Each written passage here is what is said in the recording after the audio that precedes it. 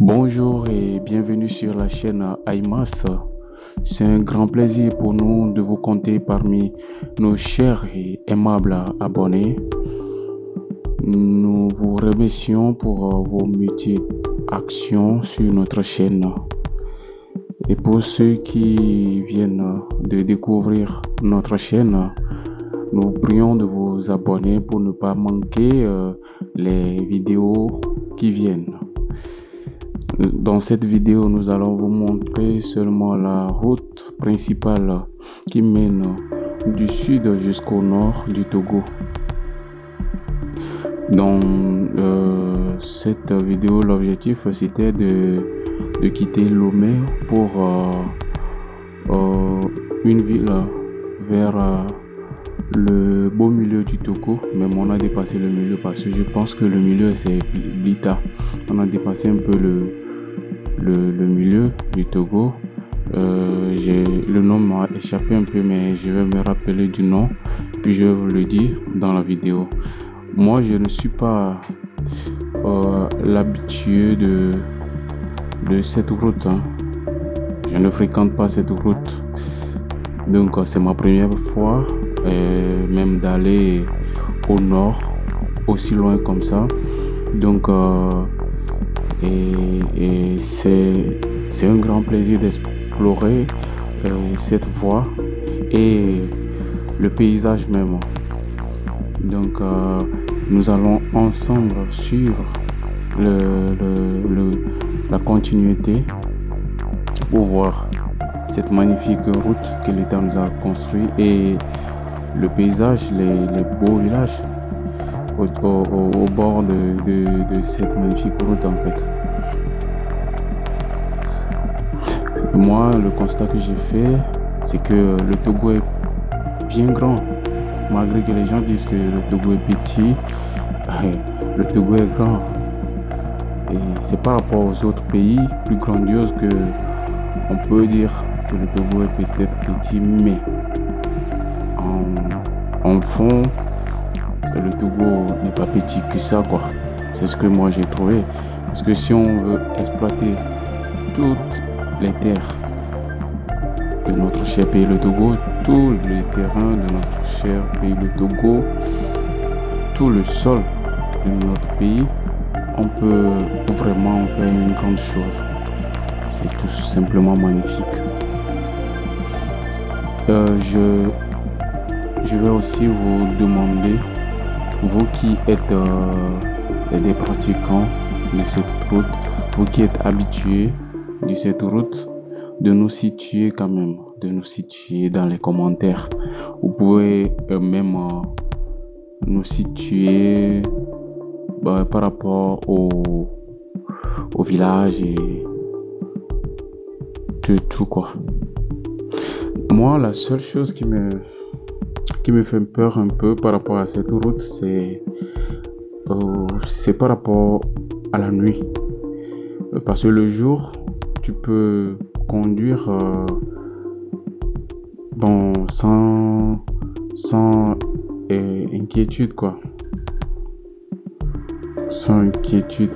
Alors que dans la nuit plutôt, tu ne vois pas bien devant toi. Parce que les phares sont limités. Donc même avec les phares, tu ne peux pas savoir si devant il y a un engin qui arrive. Vous voyez? Et aussi il y a trop de conneries sur cette voie.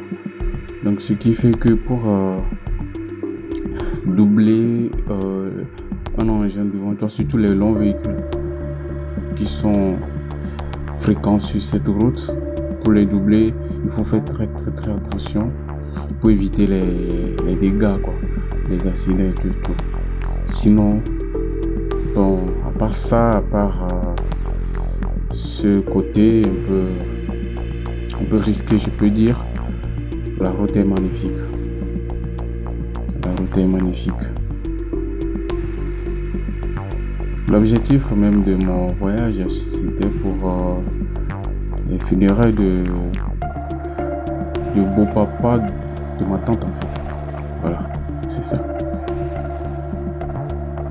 Et quand on parle du Togo, tu as comme impression que non, quand tu prends 5 6 heures, tu peux quitter Lomé puis aller à Kara et même aller à Dapan, séquencer tout et tout. Mais c'est faux, hein? C'est carrément faux. Il faut être un garçon si pour faire ce parcours. Sur la route, ouais. Les habitués, je pense que pour eux, c'est facile. Et pour nous qui sommes à notre premier voyage, c'est un peu difficile. Là, ça m'a rendu un peu curieux. Je vais essayer, parce qu'il y a mes frères, mes cousins qui sont du nord. Donc, je vais essayer quand même d'explorer aussi le nord. Jusqu'au fond, hein. Pourquoi pas jusqu'à Dapaon. Je vais dépasser Kara, bien sûr. Dapaon et puis séquencer. On va voir. Et si vous êtes aussi pour ce trajet, ce voyage, hein, pour Kara, pour Dapaon, pour séquencer, n'hésitez pas de me le dire, de nous le dire en commentaire. Ça nous fera très plaisir. Et nous allons nous organiser pour cette aventure. Et vous voyez, même je pense que dans la journée, les longs véhicules sont un peu rares. Parce que la nuit, je vous jure, la nuit, non, la nuit, c'est vraiment, ils sont fréquents. Ils sont vraiment fréquents. Et ça fait un peu flipper, hein, je vous jure.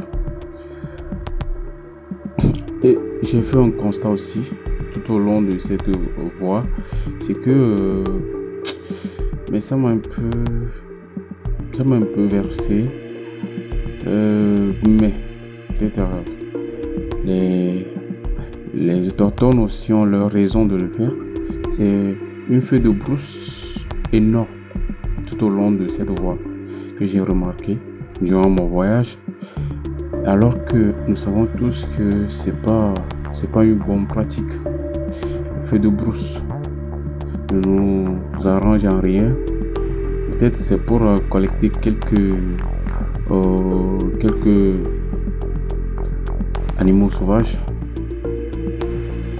Mais est-ce que ça en vaut la peine? Est-ce que ça en vaut la peine? Parce que ce qu'on gagne par rapport à ce qu'on détruit, quand on fait le bilan, c'est pas positif. C'est pas positif. Donc je vais exhorter à travers cette vidéo la population, les publics de ces localités excusez-moi, peut-être c'est malgré vous, peut-être c'est la situation qui vous oblige, mais de faire votre mieux pour éviter ces pratiques. Oui, je pense que c'est mieux, mais c'est pas facile. Donc faites un effort. Faites un effort.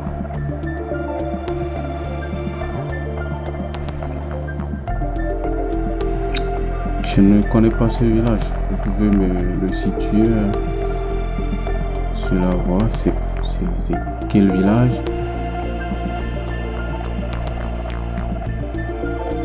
Aussi, j'ai constaté quelque chose, c'est que même dans la nuit, il y a des gens des piétons qui sont au bord de la voie. Tu vois une seule personne qui marche au bord de la route. Et bon, je me demande s'ils n'ont pas peur. Peut-être ils ne sont pas très loin. Aussi, il y a un village situé pas très loin du goudron. Donc, ils quittent un point X pour un point Y. Donc ça, un point A pour un point B, donc ça ne doit pas faire peur aussi autant, mais bon, c'est la question que je me pose. Quand on est habitué aussi, ça ne fait pas peur. Vous voyez les feux de brousse.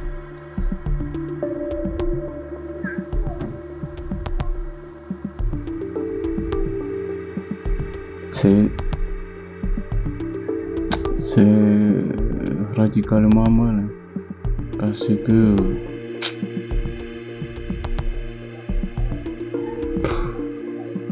je pense que c'est une destruction. Moi, c'est ce que je vois.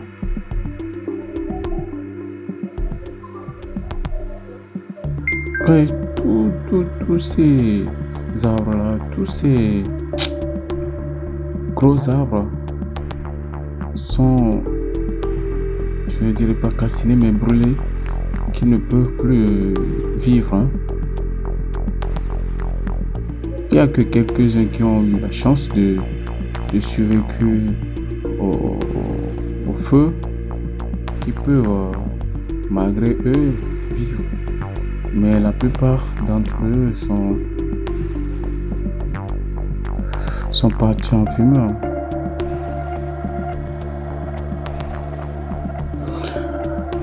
C'est pas bien. Donc j'exhorte encore une fois les autochtones de faire un effort. De faire un effort malgré le coût d'arrêter ces pratiques. C'est mieux.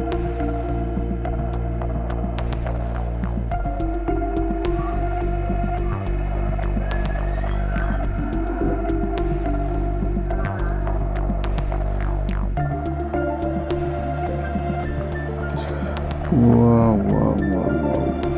Vous voyez, sur cette voie aussi, il y a des surcharges. Hein. Des surcharges pas possibles.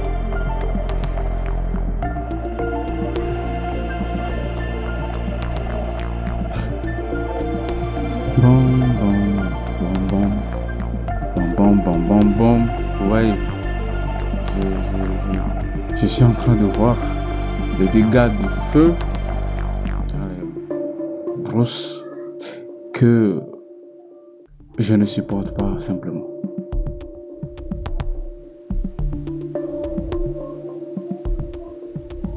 Sais-tu que moi j'aime les verdures, j'aime quand c'est vert partout, j'aime quand il y a la vie. Oui, tout simplement parce que les arbres et toute autre forme de vie sont là pour nous donner la vie. Nous devons les préserver pour notre bien-être aussi. Donc c'est un peu ça. Préservons nos forêts, c'est ça, c'est pour notre bien. J'aimerais aussi savoir, vous qui êtes dans cette localité, vous pouvez nous dire dans les commentaires, et s'il pleut normalement dans la saison pluvieuse, dans ces zones. Voilà, c'est pour ceux qui ont les projets. Ceux qui ont des projets concernant le domaine comme l'agriculture, l'élevage et tout, l'agro-pastoral en tout cas. Et sur ce, nous allons vous dire un grand merci de nous avoir accordé le temps pour suivre cette vidéo avec nous. Merci pour vos apports, vos multiples actions sur notre chaîne. Que Dieu vous bénisse. Il faut que la grâce de Dieu vous accompagne aussi dans vos activités. Et restons connectés, restons ensemble. Nous sommes une communauté, n'oublions